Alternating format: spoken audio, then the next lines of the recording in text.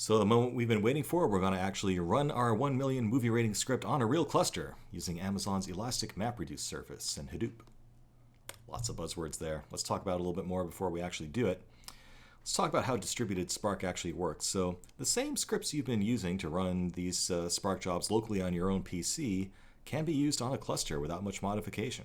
So it's kind of up to Spark Submit and Spark itself to figure out what cluster manager you're running on top of, and that might be Spark's built-in cluster manager, it could be Hadoop's Yarn, it could be Mesos, and integrate with that to actually distribute the work of all your mappers and reducers as well as it can across the cluster that you have available to you. So basically, the Spark driver script is running on your master node, your driver, okay?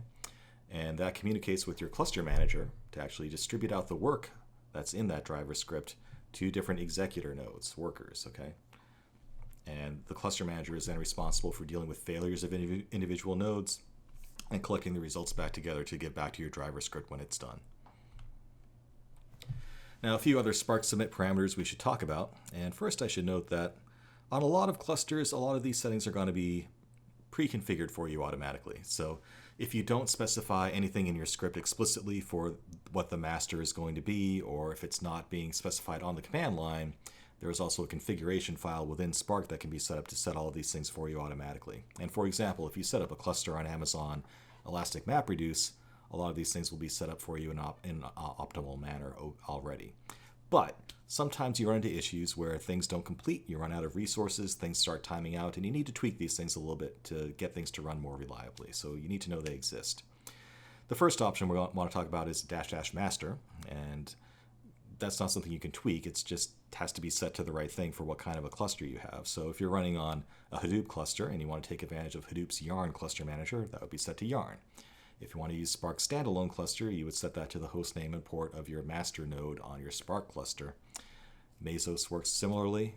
And again, if you have a Spark conf or anything in your script itself that overrides that, it will ignore what's on the command line. So the hierarchy is whatever's in your script, whatever's on the command line, and whatever's in the configuration files for Spark. So never forget to double check your scripts to make sure that you're not hard coding a given master. For example, if you have that local bracket star, that will override the master option here. And if you were to run that script on a cluster, it wouldn't take advantage of the full cluster. As for managing the usage of resources on your cluster, there are options for that as well. Num executors will specify how many executor nodes you want to use. And by default, that's only 2. So if you're running on a larger cluster that has more than 2 nodes, you'll want to increase that setting. Again, usually that will be set for you by somebody else, by the administration, but something to be aware of and make sure that that is in fact set somewhere. Executor memory manages how much memory is available to each executor, and of course you want to make sure that that does not exceed the physical memory available to each individual executor node.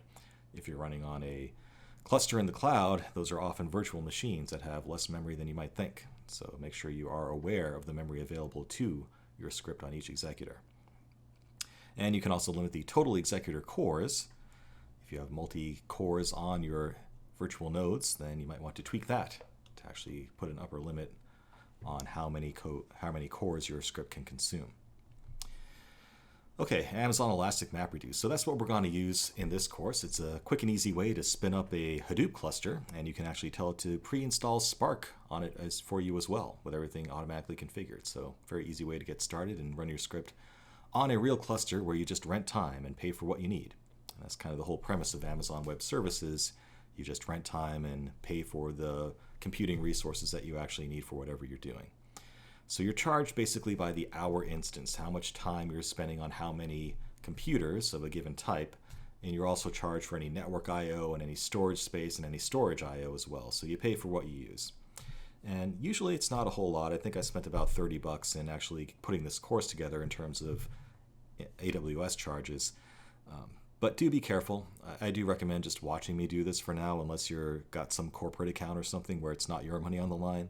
Because if you mess up, it's very easy to forget to terminate your cluster when you're done. And if you do that, your cluster will just keep on running forever, even though you're not using it. And you're going to be billed for all that time. And you might not even realize it until you see a credit card charge for $1,000. I don't want that to happen to you. I don't want to be responsible for that. So, if you do want to fiddle around with EMR, remember to terminate your clusters when you're done. If you don't, your bank account's not going to like you, and you're not going to like me. So just don't go there, okay? So with that, let's talk about actually running on a cluster.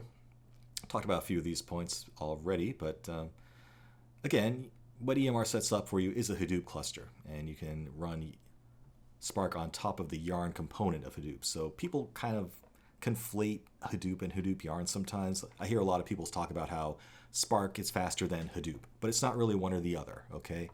What they really mean is Spark is faster than MapReduce, which is a way of running distributed jobs on Hadoop. But Hadoop itself is just a technology for managing a cluster. And one component of Hadoop is Yarn, the cluster manager, which Spark can run on top of just fine. Okay, so remember there's different pieces. There's a Spark driver, there's a cluster manager, and then there's, the actual hardware itself. Hadoop is just filling in that little middle piece for you. So Hadoop and Spark are not mutually exclusive, which is a common misconception. Okay. One other thing I want to point out too, in terms of best practices, because running on a real cluster is expensive, these are expensive resources that you're dealing with here potentially. You always want to make sure you're doing your development and testing locally on your own PC first, okay, or some desktop computer or some single computer that you have access to that doesn't cost a lot of money. And a way to do that often is to use a subset of your data just to develop with. So if you're dealing with a big data set that you can only manage on a cluster, consider using just a piece of that data set to develop and test with, and that way you're more likely to have a successful run when you're actually renting time on the cluster itself. You really want to minimize the amount of time you're working on the cluster, if possible. Okay, so in terms of getting set up, you need to start off by creating an Amazon Web Services account, and I'll just assume you can figure out how to do that, since again, I just want you to watch me do this right now. The next step will be to create an EC2 key pair so that you have the ability to actually log into your cluster once you've spun it up in a secure manner. And you'll need a way of logging into that actual virtual machine at some point using something like PuTTY on Windows. You need some sort of a terminal to be able to connect to these machines and actually run your script and download the things you need to them. So let's get started and actually see how it works.